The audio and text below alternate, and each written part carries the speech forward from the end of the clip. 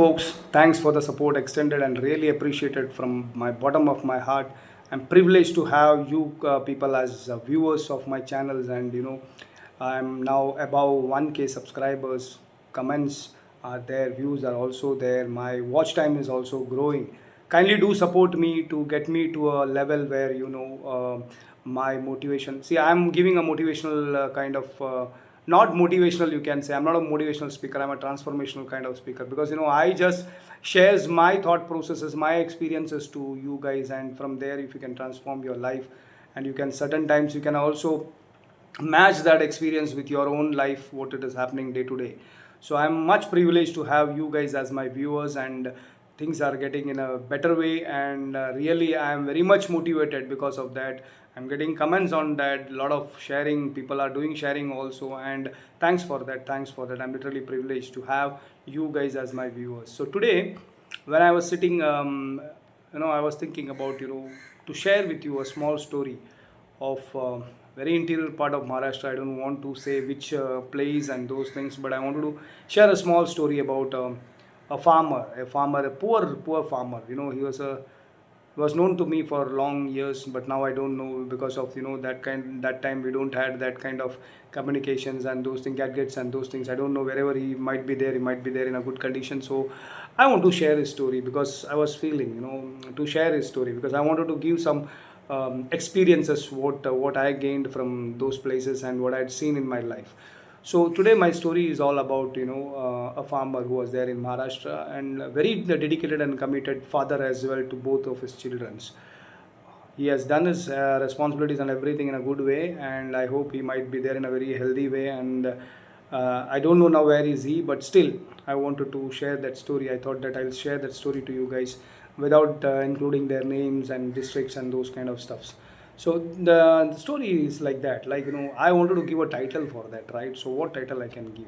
The bag that carried his dreams. That will be my title, like the bag that carried his dreams.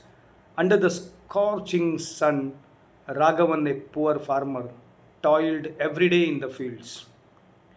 Raghavan, what I took, his name is not his real name. I'm just taking a name to just share the story to you. Raghavan, a poor farmer, toiled every day in the fields. His hands were calloused, his back bent, but his heart always looked ahead to a day when his children would never have to suffer like him. He never bought new clothes for himself, never ate a full meal when the corpse failed. He saved every penny, not for himself, but for his children's education and their future. His pride was his daughter. Again, the name, I'm not taking their name, it's a name like a dummy kind of name, called Meera, whose marriage was fixed after years of his struggle. For that day, he had saved every rupee like a soldier storing bullets. And now the moment had come. With trembling hands and a hopeful heart, Raghavan went to the bank and withdrew his entire life savings. The money for his daughter's wedding. He folded it carefully and kept it inside an old brown bag, the same bag he once used to carry seeds for sowing, but today it carried the seeds of his dreams. Walking home, his eyes glittered with tears of relief. At last, I have done it. My Meera will be married with dignity. His steps were lighter that day, and his smile broader. But fate had its own cruelty, you can say. Fate had its own cruelty. On the deserted road, a few men appeared from nowhere. Before Raghavan could even realize, they pushed him to the ground, snatched the bag, and disappeared like a shadows. He lay there bleeding from his forehead, staring into the emptiness of the road, his dreams slipping away in that bag. For a farmer who had never asked for anything, his world collapsed in seconds. With only 20 days left for the wedding, he ran to the police station. He begged, he cried, he folded his hands before police officers who looked at him as he was invisible. Paperwork, delay, system issues, the excuses were endless. Raghavan was treated like a dirt. Every day he went to the police station waiting for hours, hoping someone would at least listen to the cries of a father. But the destiny revealed a darker face. The theft was no random crime.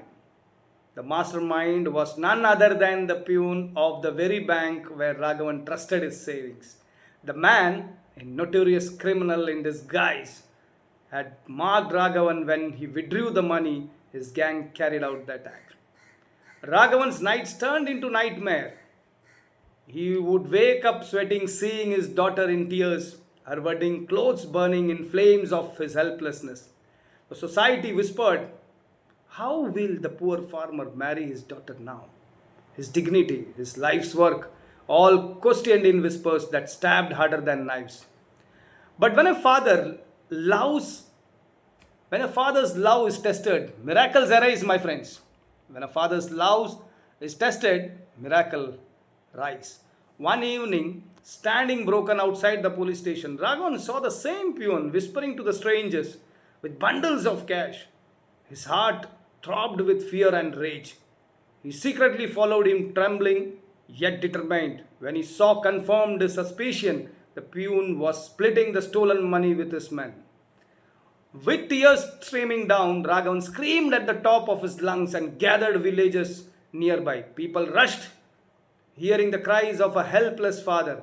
The truth spilled out. The crowd surrounded the gang and justice was demanded then and there.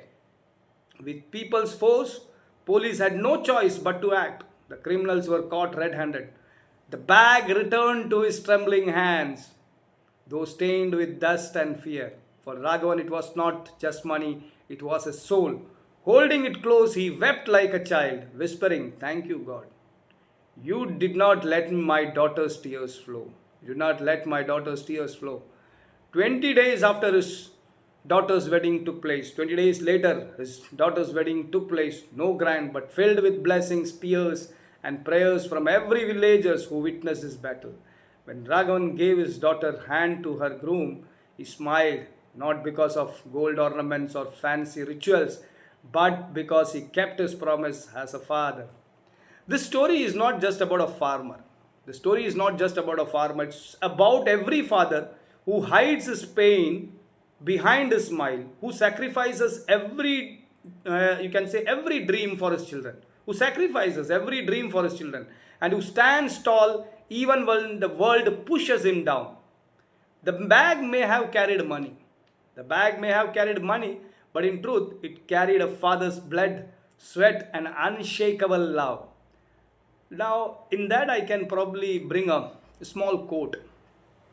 The world may steal your wealth, but it can never steal the tears of a father's love, nor the blessings of a daughter's smile. The bag that carried a father's tears.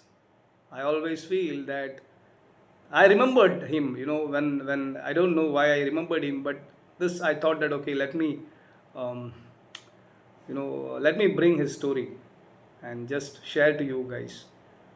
For me, the bag that carried a father's tears. And I saw him literally struggling onto that. And I was also helpless on those days. He was a good friend for me, bit educated, not that educated. But I felt very much happy for him. When I attended his daughter's wedding as well, I felt very happy, when I attended the wedding. He was so proud. You can see there's a pride in him. The bag that carried a father's tears. That's where the thing is all about. The world may steal your wealth, but it can never steal the tears of father's love, nor the blessings of a daughter's smile. Nor the blessings of a daughter's smile. So thanks a lot. I'll be back with a new video, with a new topic. Enjoy my video. Today's was a small story. It's not a very big story and complicated ones. It's a small story. It's about all my experience which I'm giving to you guys so that you guys transform your lives. Thanks a lot. Bye bye. See you. Take care.